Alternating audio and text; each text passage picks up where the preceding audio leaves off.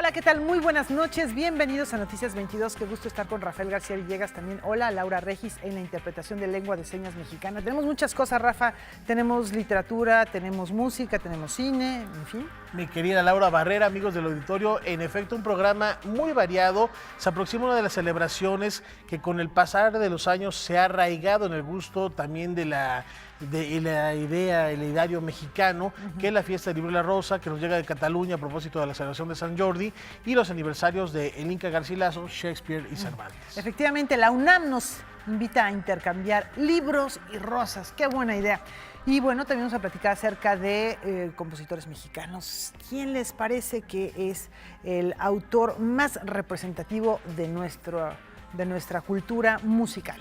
Y por eso los provocamos con esta pregunta que ya plantea Laura con el hashtag Noticias22 a que participen esta noche con nosotros. Estaremos hablando a propósito de una publicación que tiene que ver con los músicos de la Ciudad de México, pero insistimos, no importa de qué género, ¿quién creen que es el músico más representativo de México?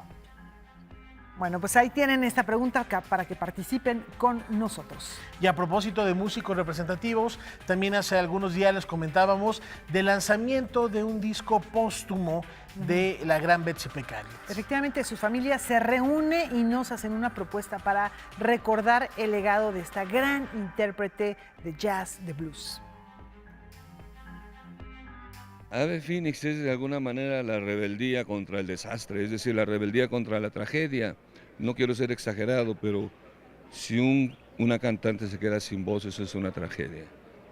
Y la rebeldía de Betsy consistió en que, a pesar de no tener voz para cantar, no solo no se bajó del escenario, sino que creó un espectáculo y creó obra. Hay buena parte de la obra de Ave Fénix es autoría de Betsy.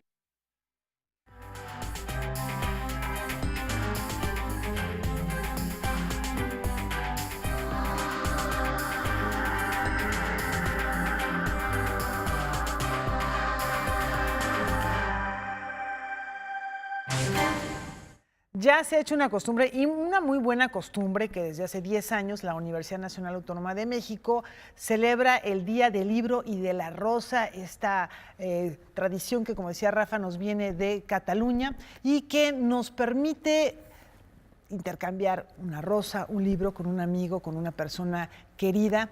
Así que bueno, pues vamos a ver qué es lo que están preparando en esta primera década. Del 20 al 23 de abril se llevará a cabo la 11ª edición de la Fiesta del Libro y la Rosa en diversos recintos de la Universidad Nacional Autónoma de México.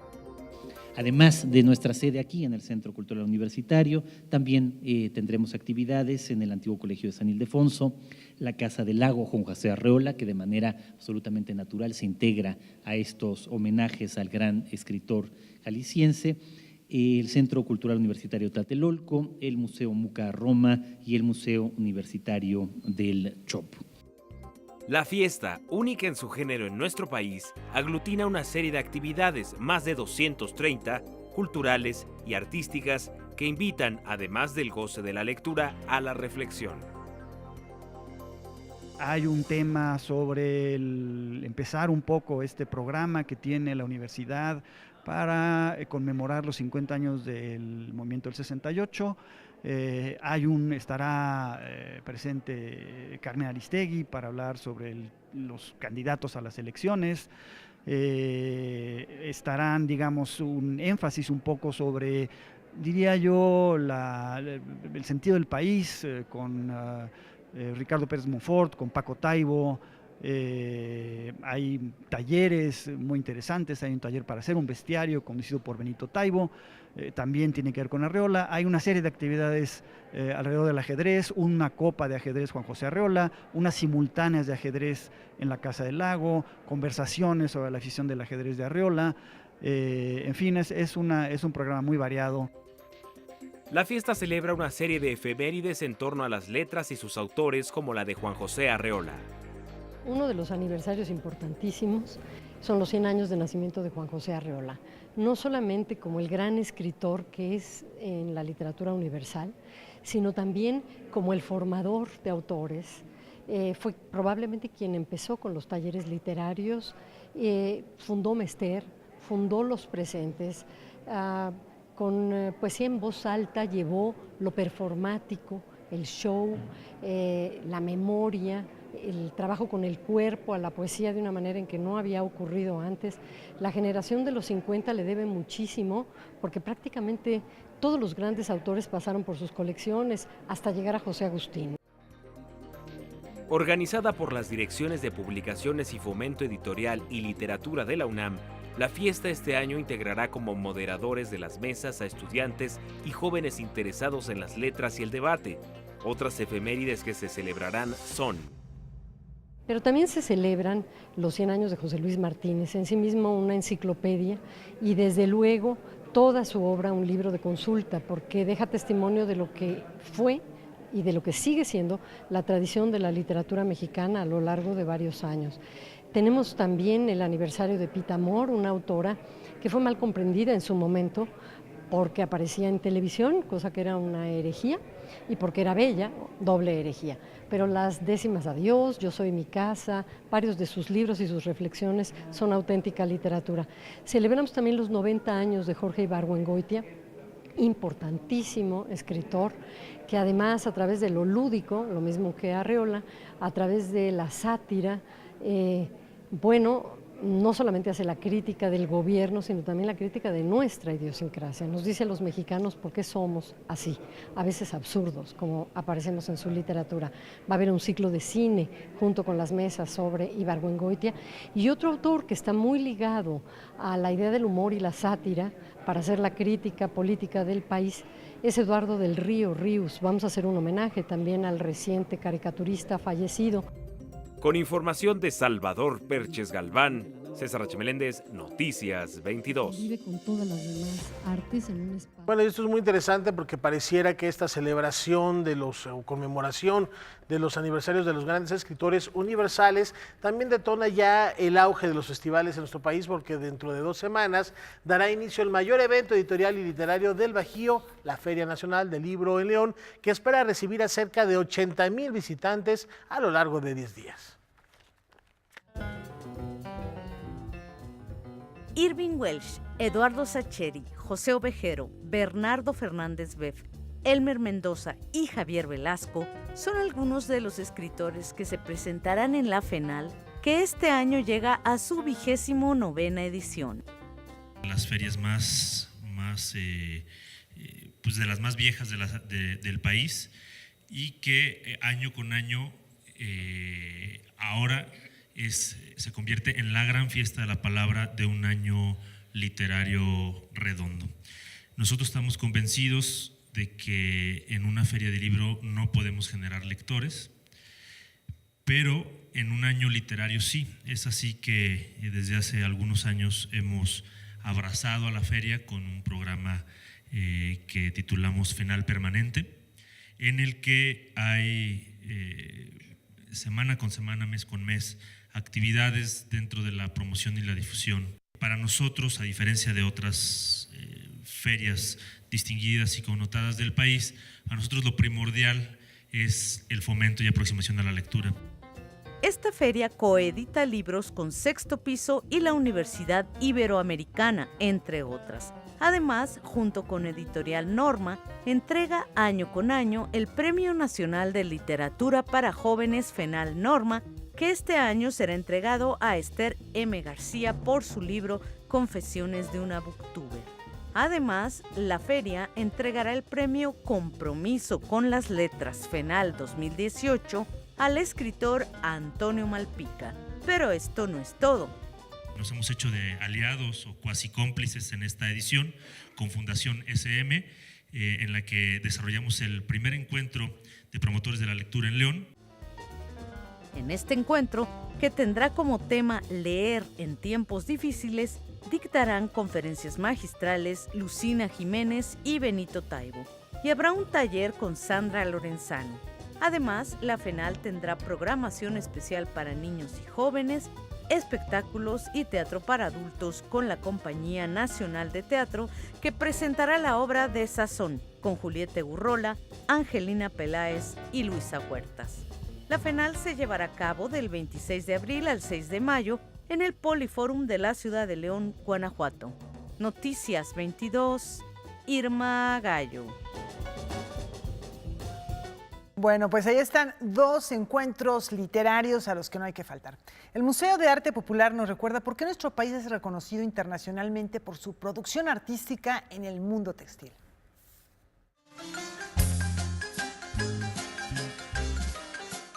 En el Museo de Arte Popular se presenta una exposición que busca crear una síntesis del amplio universo textil mexicano, tanto en su historia, diversidad y significado, como en su proyección actual en los mercados. Integran lo mismo obras de arte popular que diseño textil y piezas provenientes del Museo del Templo Mayor y de la Catedral Metropolitana.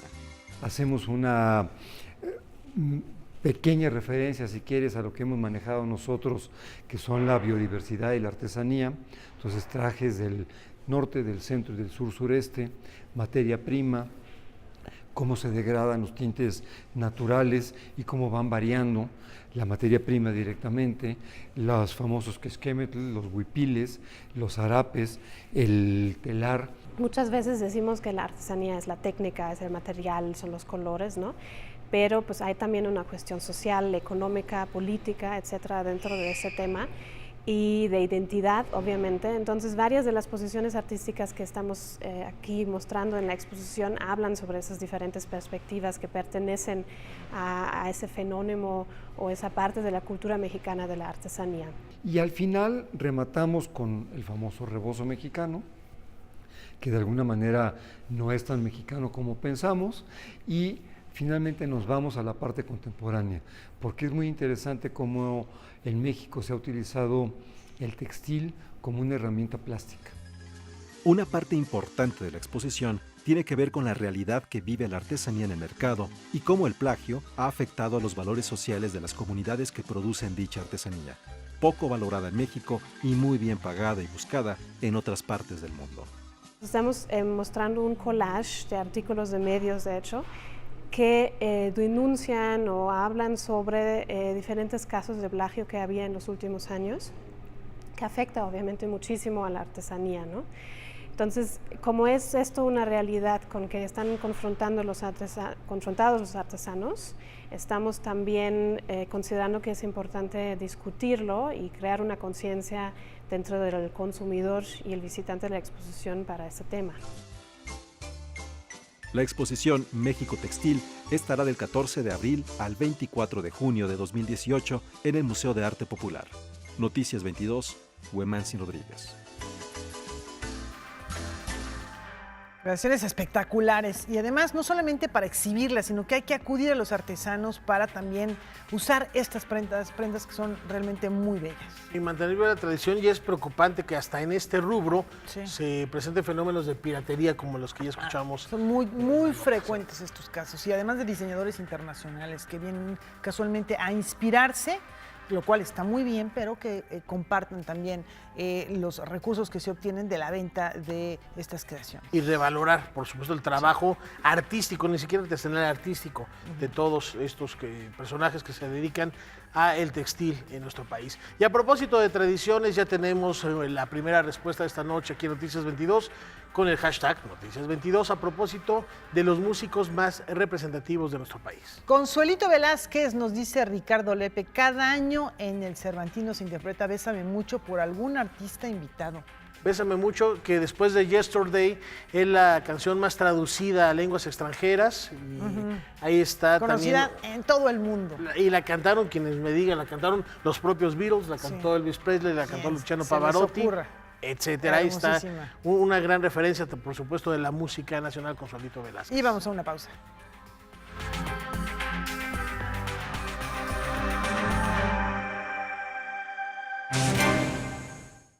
Como un antes y un después en la bibliografía sobre Diego Rivera, ha sido publicado un libro en el que conoceremos al pintor en la etapa final de su vida a través de la mirada de su última cónyuge, Emma Hurtado. Emma Hurtado fue una empresaria que tenía un gusto muy especial por la cultura. Cuando escribió el libro México Prehispánico, decidió que Diego Rivera le diseñara la portada y fue a buscarlo. Así lo refiere su sobrino Juan Hurtado y Santa Cruz. Ella pues jamás lo había tratado, ni mucho menos, pero se lanzó a verlo personalmente en el Palacio Nacional ahí arriba de un andamio, estaba pintando y le llamó: maestro, permítame un momento. Claro, pues aquel vio chica guapa y bajó volado. Y entonces bajó y le enseñó pues todas los domis ya de su libro, ¿verdad? Le encantaron a Diego, le hizo las portadas, le hizo todas las guardas, todo completo, ¿verdad? Y con esto salió este libro, pero también lo que mejor surgió de esto fue la amistad entre ellos. Emma Hurtado conoció a Diego cuando estaba casado con Frida. A la muerte de la pintora, se casaron y entablaron una relación en donde ella lo procuró, lo ayudó con su salud y lo impulsó como artista. Así lo narró tiempo después y hoy, gracias a su sobrino, podemos conocer esos textos reunidos en el libro Mi vida con Diego. Emma Hurtado, viuda de Diego Rivera. Frida estaba al tanto de esta relación, eran mentes muy abiertas y encontraban la forma de poder vivir y ser artistas plenos también.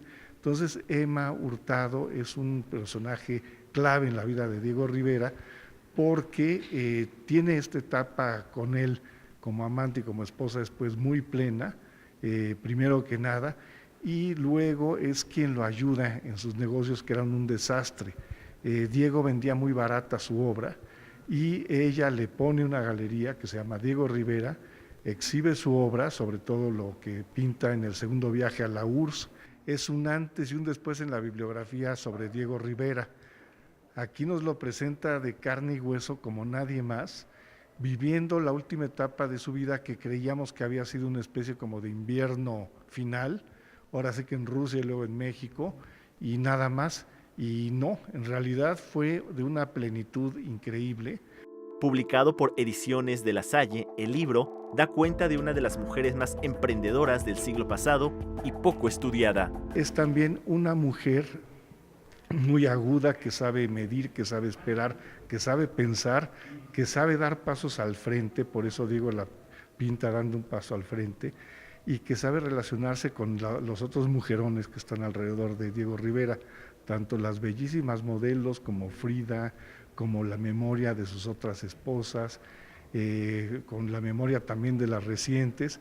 Ella sabe muy bien cómo tratarlas y ella sabe muy bien qué quiere Diego. Noticias 22, Alberto Aranda. Una historia realmente poco conocida. De ser vestuarista y maquillista, Sol Kellan pasó a ser cirquera, malabarista y motivada por el sueño de revivir los primeros días del arte circense, se lanzó a esta aventura. Mis fans, qué vergüenza me da, pero no importa, a tomarme video a mí. Para mí es un proyecto regenerativo y conformativo de circo. Ya sé, si no hay gente no puedo. Sol Kellan es vestuarista y maquillista, pero dedicó algunos años al estudio de la historia del circo en México. Así nació el germen de La Cuna, el circo de todos.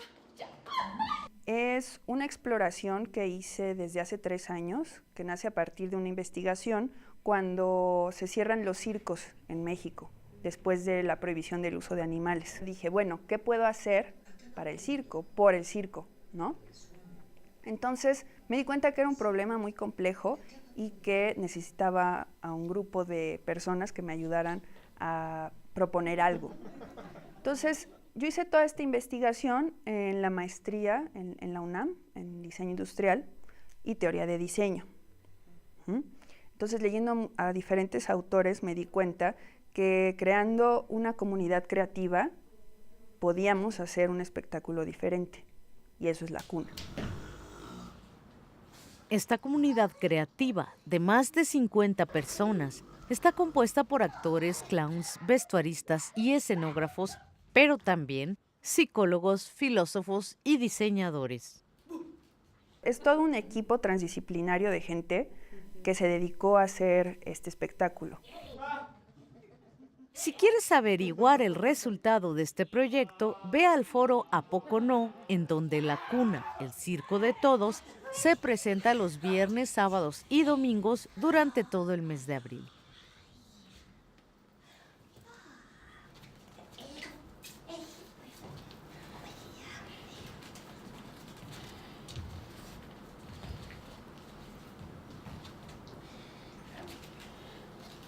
Noticias 22, Irma Gallo.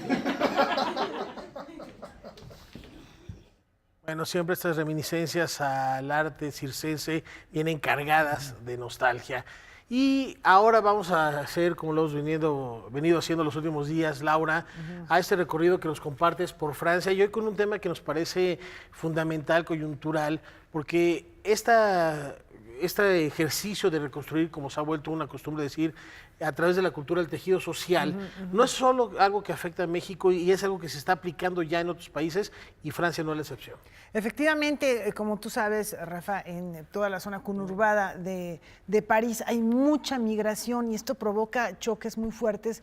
Sin embargo, también esto es una fuente potencial para crear grupos, bandas de música, gente que baila, gente que hace cosas circenses también, algunas actividades que tienen que ver con el circo. Vamos a ver esta iniciativa que se llama Microfolis, haciendo pues un guiño a una actividad que pues es la locura, que tiene que ver mucho a veces con el arte, pero que también tiene una búsqueda de pues un tema social, una reconstrucción social, como bien lo dices. Vamos a conocer estas Microfolis.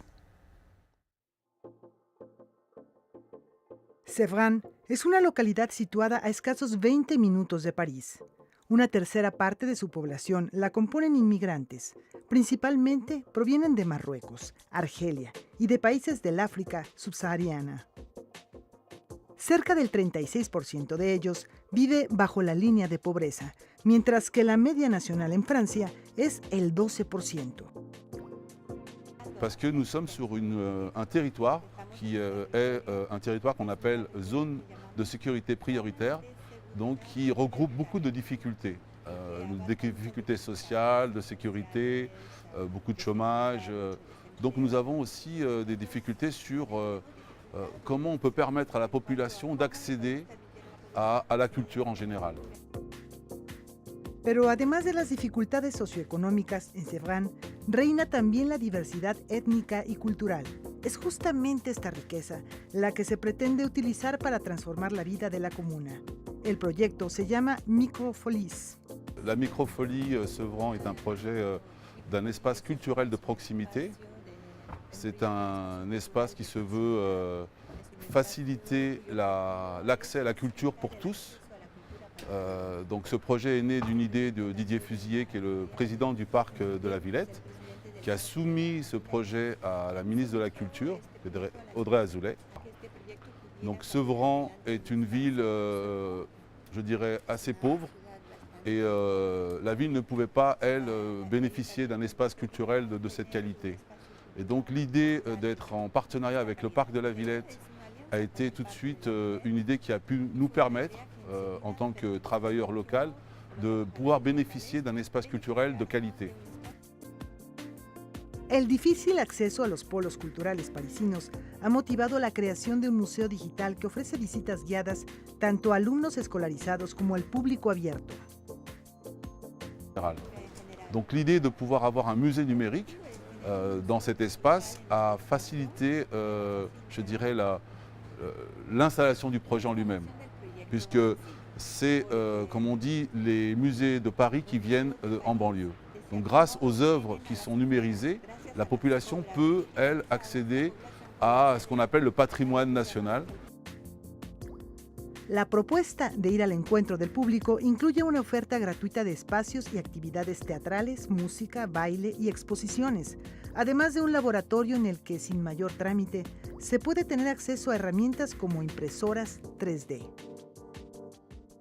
Mais hier après-midi, par exemple, nous avons une mamie de 76 ans qui est venue réparer un appareil électroménager grâce à la possibilité de créer des pièces sur les imprimantes 3D.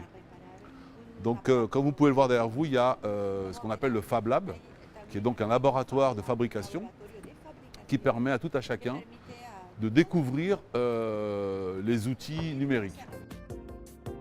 Fodel Kepchi, él mismo de origen argelino, promotor cultural autodidacta, sabe que la acción sociocultural que realiza al lado de su equipo de colaboradores puede no solo cambiar la imagen negativa que Sèvres tiene en el mundo, sino sobre todo transformar la vida cotidiana de sus pobladores.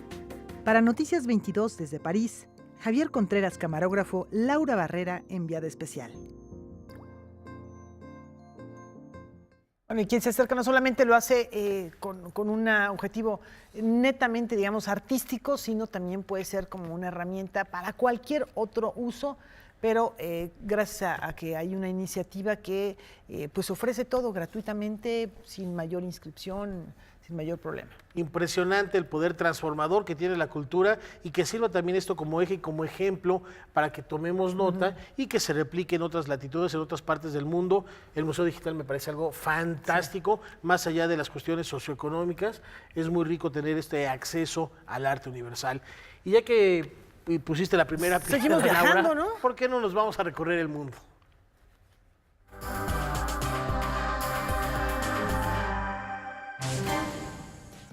Mark Zuckerberg se presentó a la primera audiencia con los miembros del Congreso en Capitol Hill para ser cuestionado sobre la protección de datos de millones de usuarios de Facebook. El CEO de la red social declaró que la filtración por parte de Cambridge Analytica fue su error y él es el único responsable. También se comprometió a hacer reformas dentro de la empresa para aumentar la protección de datos. El 12 de abril en diferentes salas de cine del mundo se proyectará Distant Sky, concierto de Nick Cave que se grabó en vivo en Copenhague en octubre de 2017, cuando presentó el álbum Skeleton Tree. El filme, que documenta el primer concierto de Nick Cave and the Bad Seeds en 3 años, fue dirigido por David Bernard. La Bienal de Liverpool llamada Beautiful Worlds, Where Are You?, anunció su programa para el 2018, con más de 40 artistas de 22 países, quienes presentarán trabajos que responden a la pregunta del título. Madiha Ihas, Francis Allis, Ei Arakawa, Chou Yu Cheng, entre otros creadores, serán parte del evento. La Bienal se incluye en los festejos por el nombramiento a Liverpool como Capital Europea de la Cultura 2018.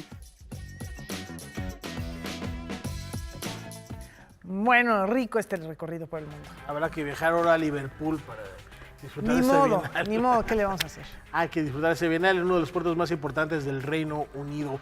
Y tenemos más respuestas. Gracias por participar con nosotros con el hashtag Noticias22 y por supuesto las compartimos con el resto del auditorio. Papito Feroz dice, para no discutir de claro empate técnico entre Juventino Rosas, Agustín Lara y Carlos Santana. Vaya, aquí hay diversidad, ¿no? Eso Ecléctico. Sí. Eso que ni qué. La propuesta, un clásico, un guitarrista muy famoso. Y también Luis Cepeda nos dice, difícil la encuesta, porque si se elige a uno, sería como demeritar el trabajo de otro. Dar algunos nombres. Javier Camarena, Horacio Franco, Mario Lavista, Eugenio Toussaint, Guillermo Briceño, Alejandro Markovic, entre muchos otros. Me gusta esto de Javier Camarena porque luego uno piensa músico es compositor solamente y un músico puede ser un intérprete ya sea de un instrumento o del instrumento que también es su voz. Como es el caso de Santana, que es intérprete de la guitarra. Y dicho sea de paso, Javier Camarena, si es músico en toda la extensión de la palabra, no solo es un intérprete, es un hombre con una formación musical y es interesante que se incluya también en esta lista y esto habla de la riqueza y el eclecticismo musical que tenemos en nuestro país. Hashtag Noticias22, estamos buscando que compartan con nosotros los músicos más representativos de nuestra nación. Volvemos.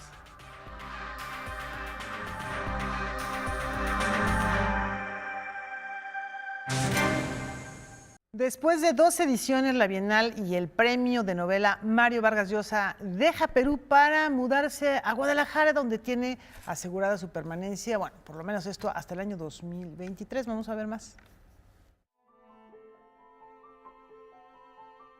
En el Centro Cultural de España fue dado a conocer que la Bienal de Novela Mario Vargas Llosa muda sus actividades de Lima a Guadalajara. Surgió, esa es la verdad, para hacerla limeña y hacerla peruana. Pero hay muchas dificultades para hacer esto en el Perú en estos momentos. Y no me refiero a las dificultades políticas, me refiero a las dificultades de índole económico y de índole social y en fin, que no encontramos el debido apoyo de aquellos que tendrían que financiar algunas cosas que tienen que ver más con la educación y la cultura y la civilización que con la barbarie en la que casi siempre militan. Debido a la falta de apoyo en Perú, la Bienal llega al Centro de Artes Escénicas de Guadalajara, pues la Fundación de la Universidad de Guadalajara ha sido piedra angular para la creación de la Bienal. Esto permitirá que cada 2 años, paralelamente a los trabajos de deliberación del premio, la ciudad de Guadalajara cuente con un festival literario de alto nivel, integrado por una treintena de reconocidos escritores, algunos de los más destacados de Iberoamérica, que participarán en charlas y conferencias abiertas al público y en el que estamos decididos a promover la asistencia de muchos estudiantes de literatura de toda la República Mexicana. La tercera Bienal de Novela Mario Vargas Llosa abre su convocatoria para que participe en las novelas publicadas en español entre enero de 2016 y diciembre de 2018 en soporte de papel. El autor seleccionado recibirá un premio de $1,000. La entrega será del 21 al 24 de mayo de 2019, en donde estarán presentes los finalistas del premio y cerca de 40 autores de diferentes nacionalidades y edades, que durante esos días celebrarán encuentros y conferencias en el Conjunto de Artes Escénicas en la Sala Plácido Domingo. No cabe duda de que, además del inmenso valor literario y de la importancia de este premio y de que esté aquí en México, hay un elemento que quiero destacar, y es también que es un premio de literatura en español. Y quiero destacarlo porque tanto México como España somos 2 grandes promotores. En general, toda la comunidad iberoamericana, hispanoamericana lo es, pero México y España somos 2 grandes promotores del español como lengua universal. Noticias 22, Huemancio Rodríguez. Pues habrá que irnos a Guadalajara y las emociones humanas saltan al terreno del juego, el universo del fútbol y el teatro convergen en la obra Granito de Arena. ¿Qué siento? Inquietud, seguridad. Ignacio Escárcega convierte el escenario de uno de los foros del Centro Nacional de las Artes en cancha de fútbol para estrenar su obra Granito de Arena. En esta puesta en escena, el público será testigo de un enfrentamiento en el que la juventud jugará contra la adultez y en el que el mano a mano, el fuera de lugar y la tarjeta roja permitirán descifrar las emociones que puede tener una relación sentimental. La obra es una producción del colectivo escénico El Arce. Granito de Arena va a contar la historia de un profesor universitario que regresa al país después de un tiempo de haber estado fuera y trata de rearmar, reorganizar su vida, y este proceso lo lleva a cabo mediante una serie de comparaciones con el universo del fútbol. El título mismo, Granito de Arena, alude a una metáfora que usan mucho los jugadores cuando quieren evadir la responsabilidad individual y dicen que son simplemente alguien más del montón, ¿no? Un granito de arena. Nos vamos y pedí la cuenta. Me llevas a mi casa. Dijo, me llevas a mi casa. Todo está estructurado a partir de 4 personajes que son el protagonista Alberto, su pareja que es Elisa, su amigo de toda la vida que se llama Felipe y una estudiante destacada que empieza a generar ahí un poco de inquietud, es decir, para valernos del mismo símil, a poner la cancha un poco complicada, que se llama Alma. Habíamos cenado delicioso. Habíamos bebido solamente un poco, pero reído muchísimo. Con la participación actoral de Rodolfo Arias, Lorena Bojorquez, Manuel Domínguez y Sofía Gabriel, Escárcega parte del lenguaje del fútbol como un hábito cultural frecuente en la sociedad y lo fusiona con las reflexiones filosóficas de temas como la soledad y el tiempo. ¿Qué se hace? Eso debía haber gritado. ¿Qué se hace? ¿Cómo lidiamos con la soledad? ¿Cómo encubrimos el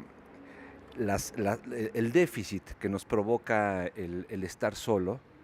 Y cómo de repente la soledad se puede volver pues un territorio de complacencia que oculta la incapacidad de asumir responsabilidad. Está siendo condescendiente. Pues un señor maduro está viendo si deja a su mujer madura por una mujer más joven. Muy original. Granito de Arena se presentará de miércoles a viernes, del 11 al 29 de abril, en el Foro de las Artes del CENART. Noticias 22, Karen Rivera. Con el objetivo de impulsar el cine documental como una herramienta de transformación social, este jueves arranca el encuentro hispanoamericano Contra el Silencio, Todas las Voces. Contra el Silencio, Todas las Voces, 10ª edición del 12 al 21 de abril en todo el país. El encuentro hispanoamericano de cine y video documental independiente Contra el Silencio, Todas las Voces llega a su 10ª edición. Cabe recordar que este es un festival bianual, por lo que este 2018 celebra 20 años de existencia. Esta edición tendrá presencia en 15 de las 16 delegaciones de la Ciudad de México y llegarán a 28 estados del país. A la distancia yo lo que veo es que no nos equivocamos en la apuesta, ¿no? Digamos que en un sentido fuimos como pioneros, cuando menos en la cuestión documental, el primer festival de este país y tal vez de América Latina. Yo no sé de la existencia de otro antes de nosotros. El encuentro arranca este jueves con la proyección del documental Ayotzinapa, El Paso de la Tortuga, del director Enrique García Mesa, una historia que gira en torno a la desaparición de los 43 estudiantes de la Escuela Normal Rural Isidro Burgos, un proyecto producido por Berta Navarro y Guillermo del Toro. Paralelo a la proyección, se realizará la mesa Cine Documental y Violencia, en la que participa Everardo González, director de La Libertad del Diablo, un retrato crudo sobre víctimas y victimarios. Temoris Greco, realizador del documental Ayotzinapa, Mirar Morir, también se suma a la mesa. Y Alejandra Sánchez, directora de Bajo Juárez, con su película mostró una realidad que ahora se vive en varios estados de nuestro país, los feminicidios. Además, en el cine Villa Olímpica se tiene preparado un ciclo en torno al 50 aniversario del movimiento estudiantil de 1968. Vamos a proyectar prácticamente todo lo que encontramos, que son 6 películas sobre el 68, tanto de ficción como documental, ¿no? Entonces, las 6 películas van a estar proyectándose, va a estar, no me acuerdo ahorita las fechas, ¿no? Pero es desde Rojo Amanecer hasta El Grito, la clásica, ¿no? Que ahorita la están remasterizando porque va a estar muy solicitada ahora en este año que se cumplen 50 años. Este año se recibieron más de 500 trabajos, de entre los cuales se seleccionaron las películas en competencia. Cabe destacar que en esta edición hay una fuerte participación española. Inscribieron 140 documentales y 43 pasaron al concurso. Noticias 22, Julio López. Vamos a la pausa. Antes tenemos por ahí algún comentario de nuestro público. Vamos al tuit, sí, Paco Mares, infaltable, también ya nos dijo que Juan García Esquivel, y aquí está el que nos escribe Darío Bocanegra. Yo voto por Agustín Lara, Alfonso Esparza Oteo y Tata Nacho. Ay, muy original, me gusta la propuesta. Y también todos grandes compositores autores. Y grandes músicos mexicanos. De música que forma parte del canon musical de nuestro país. Y no hay que olvidar a los clásicos, ya lo decíamos, Moncayo, Chávez, Revueltas, Manuel María Ponce, y ni qué decir de Francisco Gabilondo Soler. Cricri también. Por supuesto, gran músico. Vamos a... esta ya la de Paco, para que también la veamos ahí en pantalla. Gracias, producción. Estrictamente músico sería Juan García Esquivel, y esto lo comenta a propósito de lo que decíamos hace unos instantes, Laura, que hay intérpretes ya quienes son músicos y que también se dedican a componer, y ahí está Juan García Esquivel, otro grande de la música que ahora está muy de moda. Yo creo que va a seguir lo que es la música lounge. Y los contemporáneos, Mario Lavista. Claro, también. Bueno, pues ahí tenemos un gran acervo. Vamos a una pausa.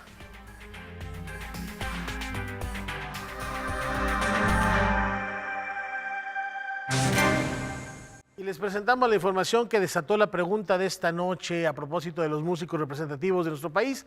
Esta es una publicación donde un grupo de músicos incursionan en otros lenguajes artísticos para contarnos la experiencia de vivir la Ciudad de México.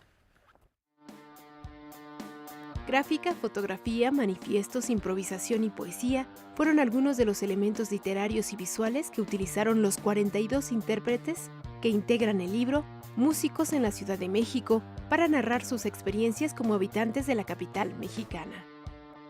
Realizar una lluvia de ideas, una lista de nombres de los músicos que para nosotros eran representativos del dinamismo que cuando generamos o decidimos crear este libro se estaba formando. Quisimos juntar voces que representaran diversos estilos de música, diversos géneros también, que hubiera un balance entre hombres, mujeres, y entre personas que nacieron en la ciudad y que llegaron a la ciudad.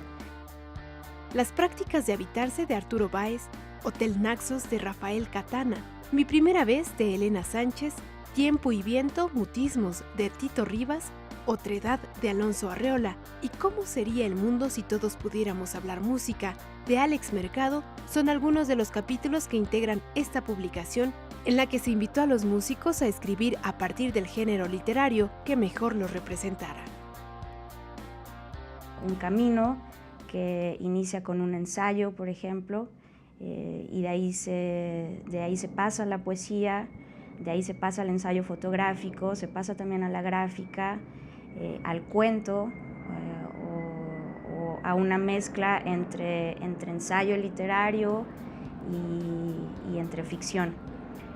Creo que todo eso también refleja no solo los procesos creativos de los músicos, sino el dinamismo de la propia ciudad. También cómo la ciudad nos inspira.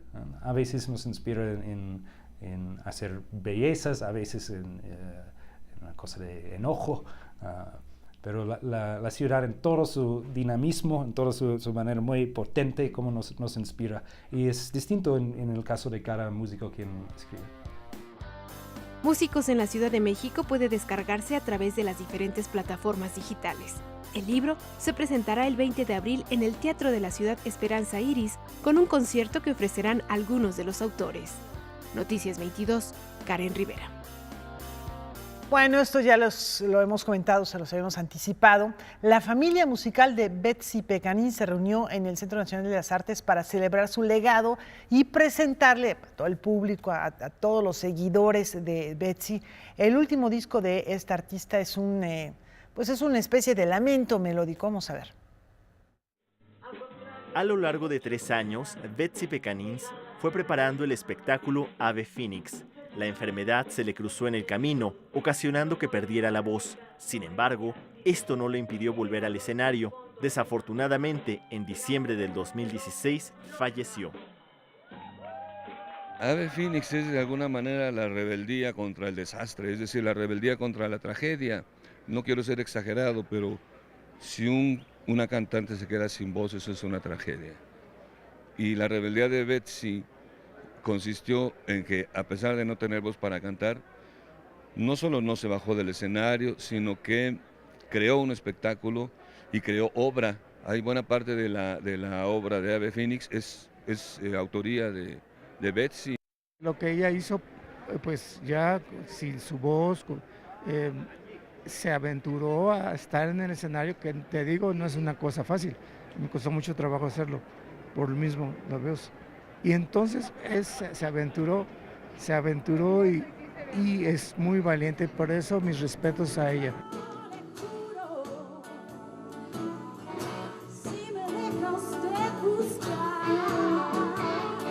Y ahora se los digo a mis alumnos en los talleres, pues la cosa no se acaba hasta que se acaba y uno es deber y obligación de uno como ella valientemente estar presente hasta que la cosa dice ya y presente y como también esta necesidad artística de decir y de ser con lo que hay, ¿no? O sea, que eso no depende, es decir, no importa si tus manos se mueven o si tienes voz o si no voz, o sea, va más allá de eso, ¿sabes? Como que yo siento que ella en vida logró como justo ser un espíritu, un alma que artística.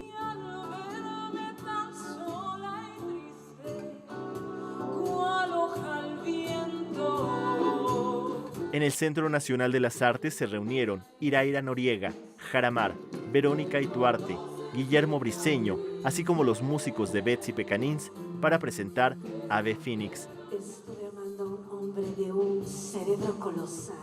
Además de ser título del disco, también es uno de los temas más honestos que compuso la reina del blues.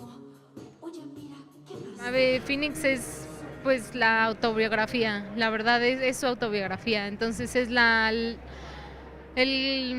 espina dorsal de este proyecto, ¿no? El poder contarle cosas que el público no sabía de ella, ¿no? Porque, pues sí, o sea, relata su vida. Entonces, ¿qué más personal que una canción que relata la vida del cantante, ¿no? hasta salgo yo ahí. Sí, pues sí, fueron puntos importantes de su vida, de felicidad, de quiebre. Sobre su legado, su hija anunció que la colección de arte que tenía será vendida y su música será la familia la encargada de promoverla.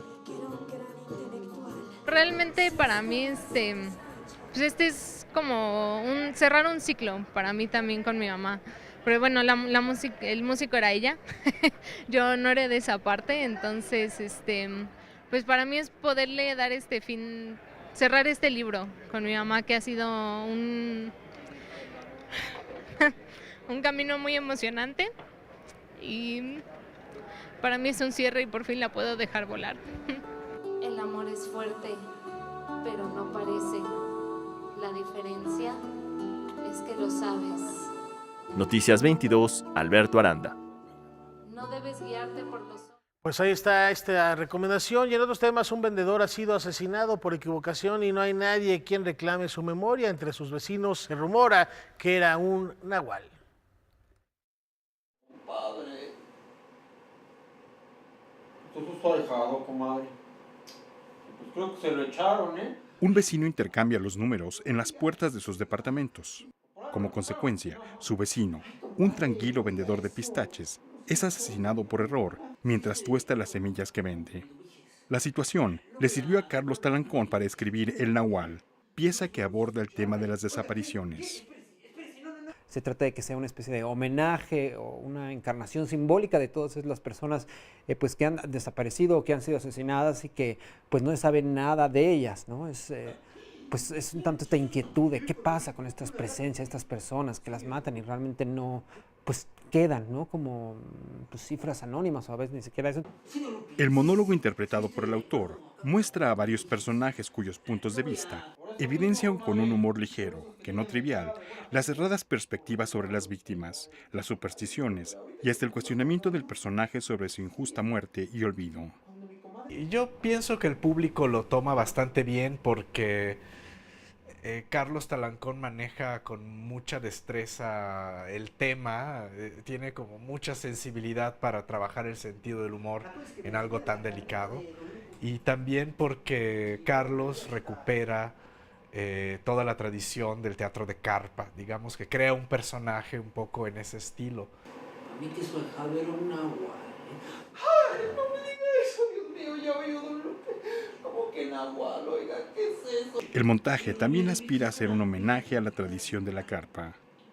Es una historia fantástica, pero muy arraigada en dos puntos. Uno, tanto en la comedia de la carpa, como bien mencionó Luis Alcocer, en la comedia, sobre todo es un homenaje a Cantinflas, a Tintán, a estos excelentes comediantes que hemos tenido, y por otra parte al universo de Rulfo, ¿no? A este universo oscuro, triste, de Rulfo, de ánimas, ¿no? Muy poético. Entonces es una especie de confusión de estos dos universos, y bueno, pues la idea es tratar un tema doloroso, ¿no? Al cual no podemos cegarnos. Creo que tenemos una responsabilidad como sociedad fuerte, pero al mismo tiempo tratar de hacer un hecho, o sea, un acto gozoso.